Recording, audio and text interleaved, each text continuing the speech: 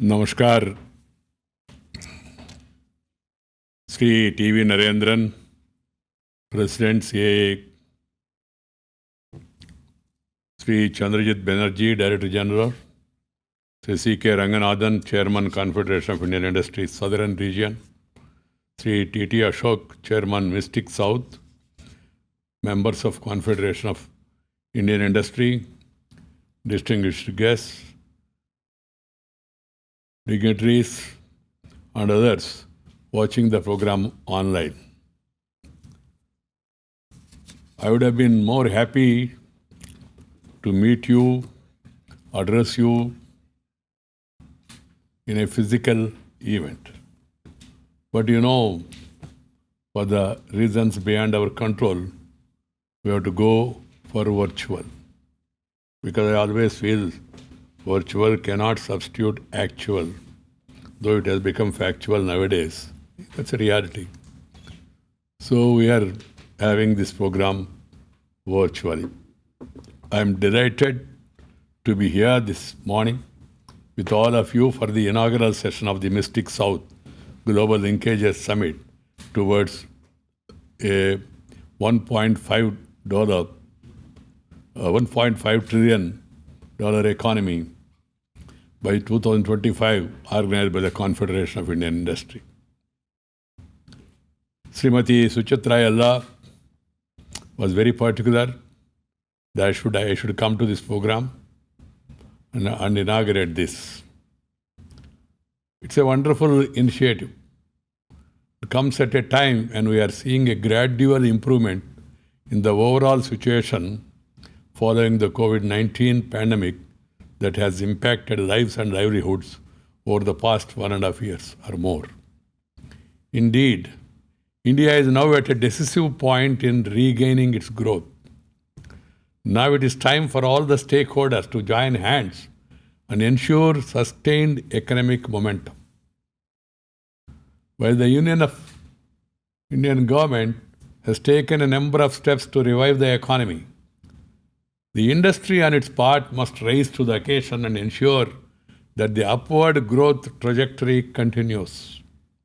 That's why I'm happy that CAA has taken this initiative about the Global Linkages Summit focusing on Mystic South.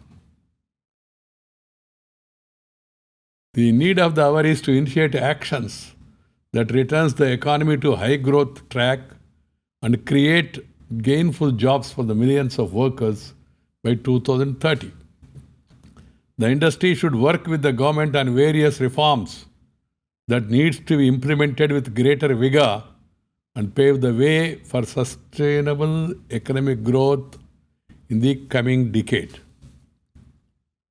An annual GDP growth rate of 8 to 8.5% with continued productivity growth will be required to stimulate entrepreneurship, create jobs, and drive balanced progress. At the same time, India will need to maintain productivity growth at 6.5 to 7% per year, the same as it achieved during the pre-pandemic period from 2013 to 18. Over the past 3 decades, India has been one of the 18 outperforming emerging economies to achieve the robust and consistent high growth. Pro-growth reforms have lifted productivity and helped the economy to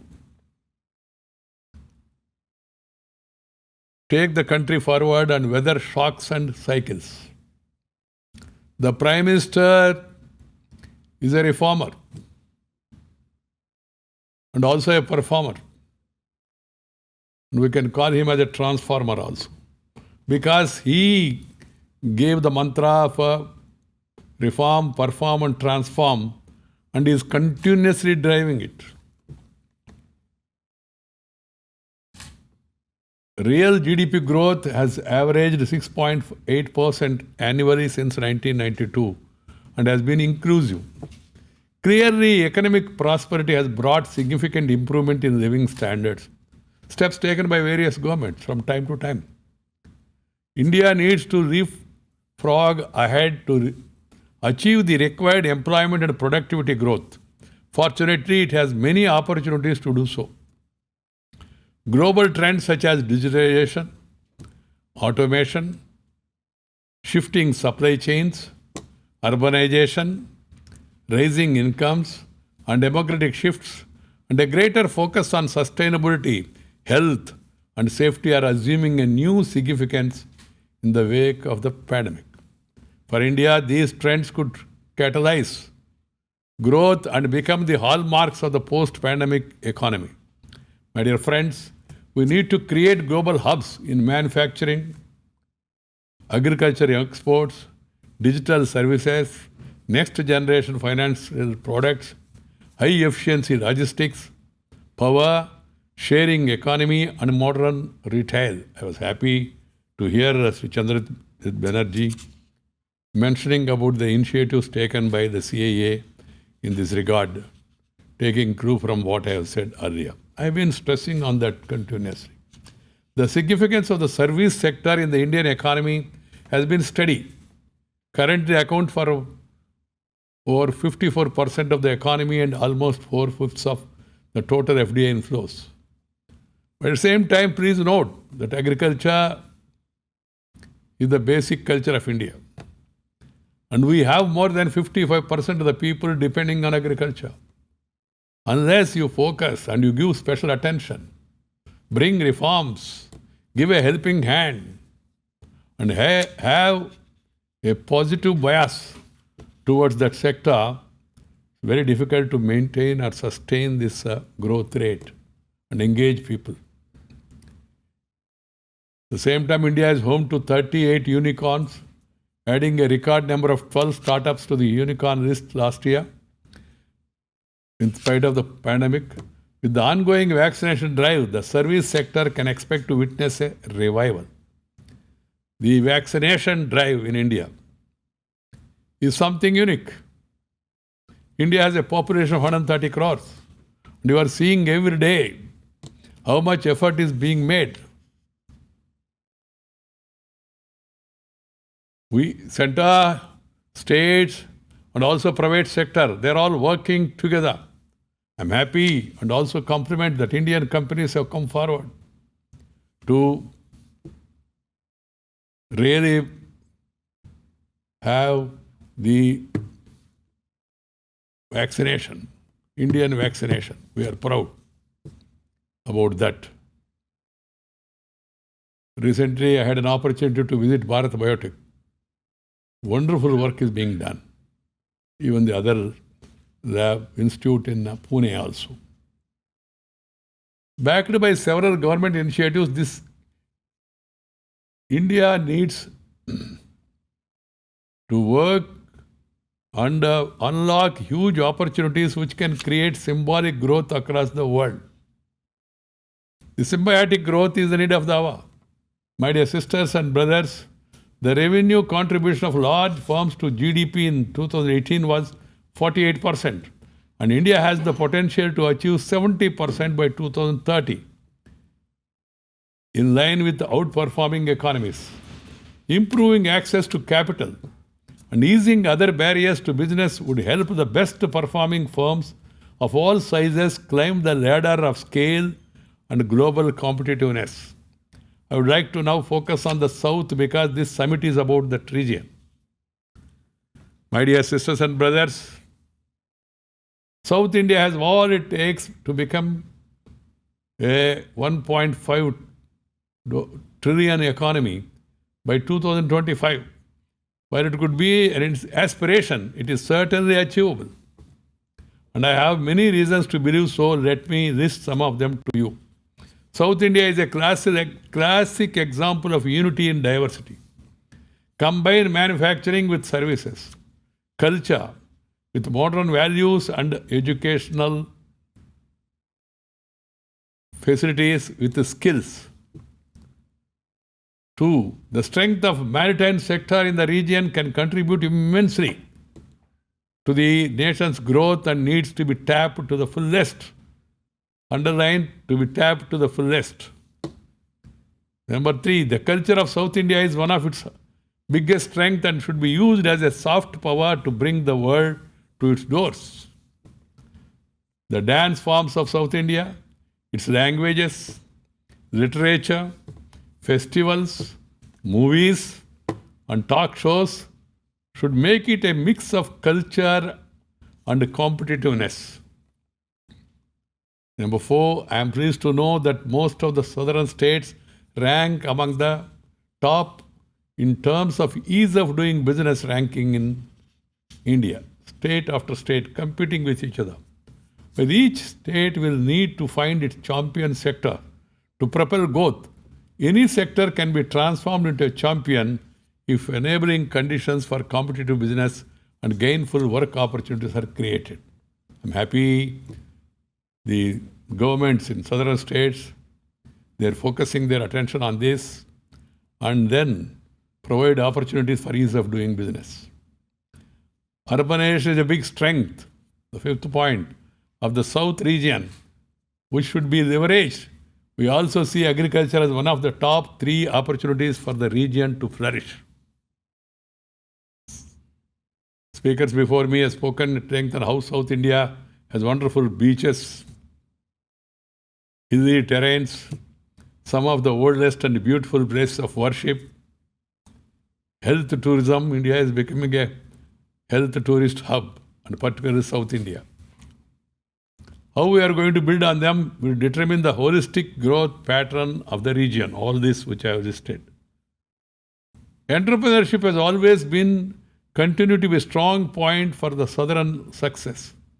It is important to note that the startups have also started flourishing in smaller cities of the region. The ever-expanding modern medical infrastructure is an added strength and is playing its increasing role in promoting medical tourism. Important cities in the south like Hyderabad, Chennai, Bangalore, Tirunelveli, Vijayawada, Visakhapatnam, Kochi, and Coimbatore have excellent connectivity, skilled workforce, reputed education institutions, and leading IT companies. See what a great combination. Also, Tier 2 cities in the south provide ideal condition to work and live thanks to continuous and positive expansion.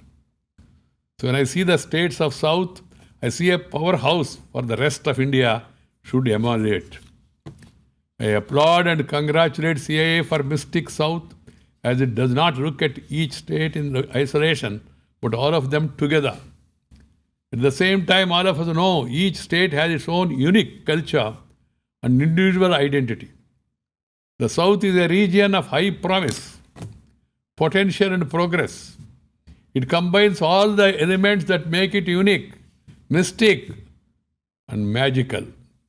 I am certain that this summit will pave the way for South to enhance its glory and reach its target by 2025 and well beyond. The participants in this conference, national and international, if you visit once any of the regions, you will fall in love with that region because of the work culture, because of the hard work, because of the discipline, because of the infrastructure, because of the attitude of the people and the administration. I am not trying to create a south-north wedge. I want every state to move on. As today the focus is on south, particularly, I have mentioned about what are the specialities of the south. Otherwise, there are wonderful opportunities in different parts of the country, in different sectors. My dear friends, I am very happy that you have taken this initiative, the Mystic South Global Linkages Summit. Global linkages. The world must come together. Share and care is called as core of our philosophy. We must exchange ideas.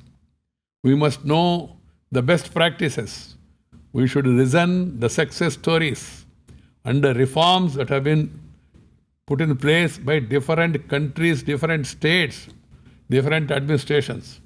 I hope that the leaders of the South who are heading the respective governments, they all will focus on ease of doing business, attracting investments, removing bottlenecks if any, learn by the experience, and go by the good practices of others. This is my advice to all states. I wish you all the best in this conference. Thank you very much. Namaskar. Jai Hind. Nandri. Vanakkam.